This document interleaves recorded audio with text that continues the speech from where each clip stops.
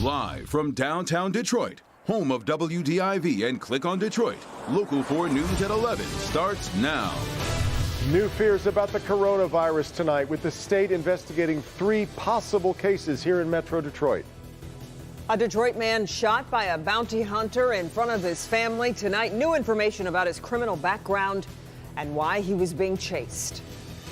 We're going to begin, though, with a wet and foggy night across Metro Detroit as we kick off the weekend in messy fashion. Our 3rd weekend in a row dealing with wet weather. And here we go again. Yeah. Andrew is in for Ben with a dense fog advisory that's in effect right now. That's right. Water in almost all of its forms, right? We've had snow, we've had rain, and now we're dealing with fog issues on this Friday evening into early Saturday morning. Dense fog advisory up for Detroit and nearly all of southeast Michigan, basically Livingston, Oakland, Macomb County southward, including the city of Detroit, until 4 o'clock on Saturday. Look at how low some of these visibilities are. Down to only 1/10 of a mile over at Metro Airport, only about 1/4 of a mile over at, in Ann Arbor, same thing over in Pontiac, and visibilities will remain this low during the overnight hours across most of the area. Now, rainfall, really, a lot of it has now lightened quite a bit. Scattered light rain is now across the area, some drizzle and fine mist that's out there as well. Temperatures staying above freezing in the middle 30s, just the same as when you joined us at 6 o'clock this evening.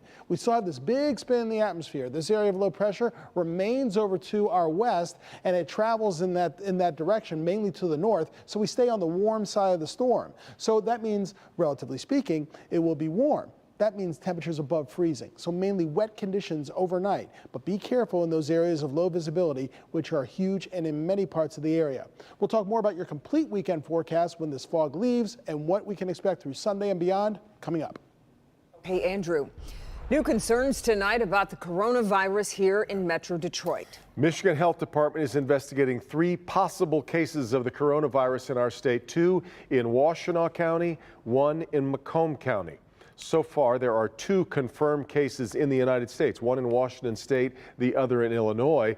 This comes as China is reporting more than 1,200 people infected there, with 41 deaths attributed to the virus. Coco McAvoy live at Metro Airport, where travelers are, of course, on high alert. Coco? Yes, that's right. People are being cautious. And yesterday, a flight from Beijing had a little bit of a scare here. Tonight, health officials are investigating 3 possible cases of the coronavirus in Michigan. They are self-isolated. They are not out spreading germs to anyone. But that's not stopping people from having some concerns at the airport. I mean, it's a lot of people in a confined area. Larry Meyer was on a flight from Beijing and was one of many people wearing a mask. It was a personal choice for me to wear the mask, anything to be, a little bit more preventative.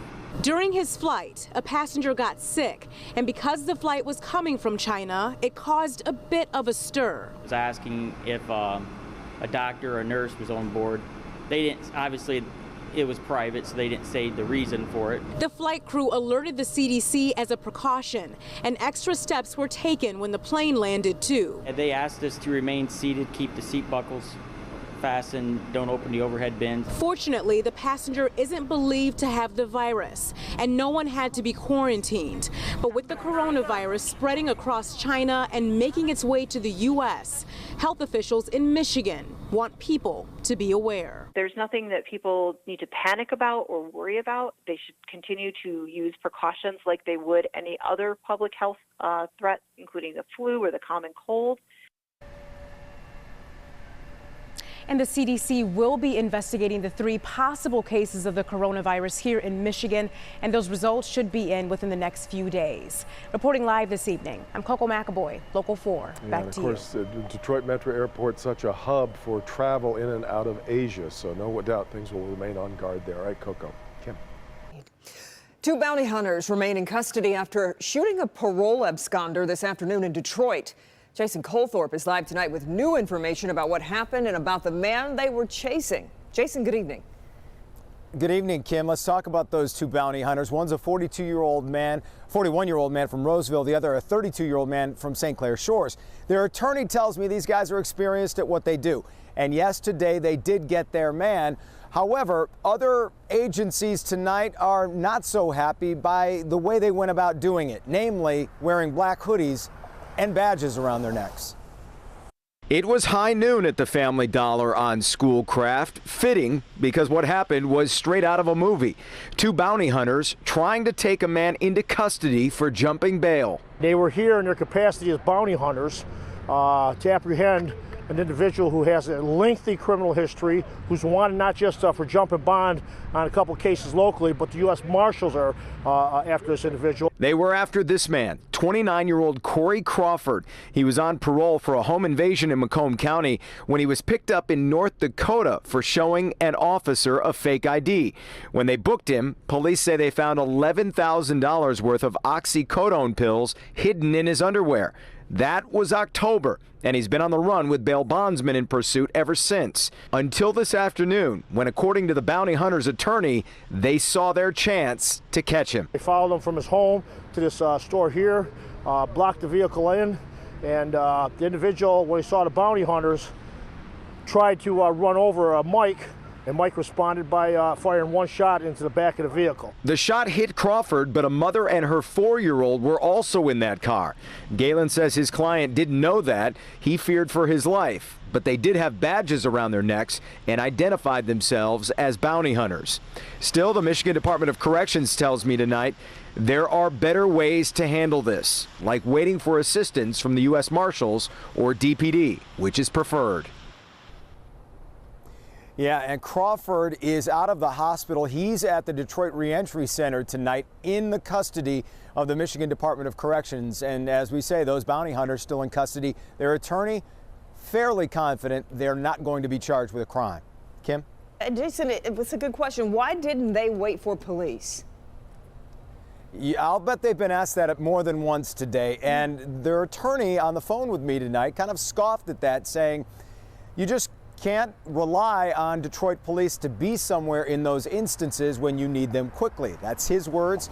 But again, MDOC told me that that's the way they normally go about it, and that's the way they'd like to see it done in the future. Yeah. Kim? Okay, Jason, thanks. Devin. After 3 long days tonight, Democrats wrapping up their initial case against President Trump. The lead House impeachment manager, Adam Schiff, using his final speech to urge Republican senators to break ranks with the president and approve witness and document subpoenas. Alice Barr in Washington tonight with the latest.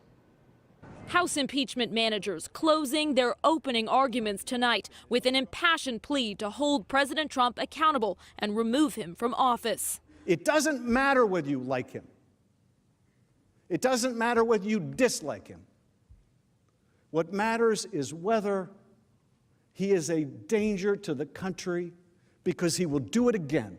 Lead manager Adam Schiff looking out at a Republican majority jury and urging senators to follow their conscience. Real political courage doesn't come from disagreeing with our opponents, but from disagreeing with our friends.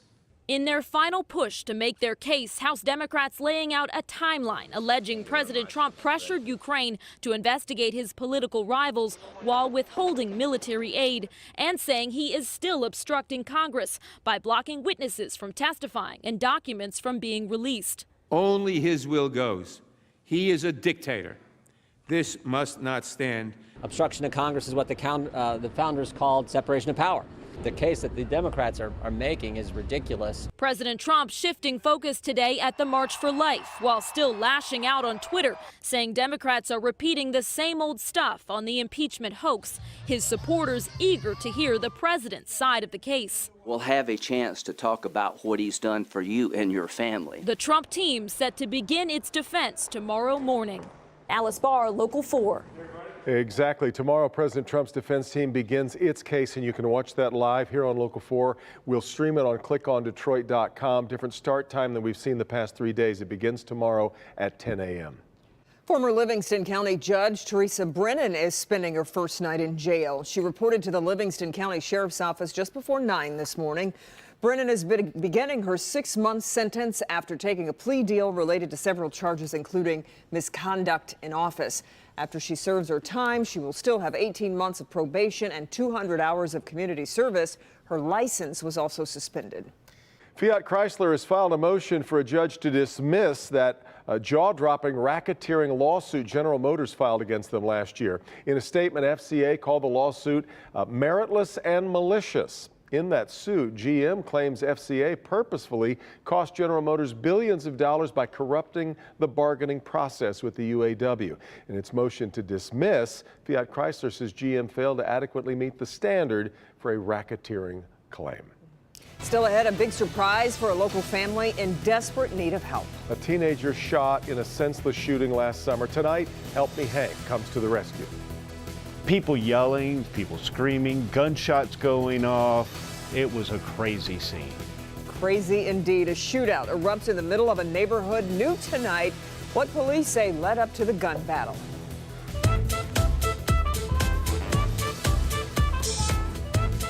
Go back about 100 years or so to the start of Prohibition. Detroit was pretty much Party City, USA. And before it was shut down, one speakeasy became legendary for its booze and gambling. We're going to take you back to the Roaring 20s tonight in uniquely Detroit, and we've got that next.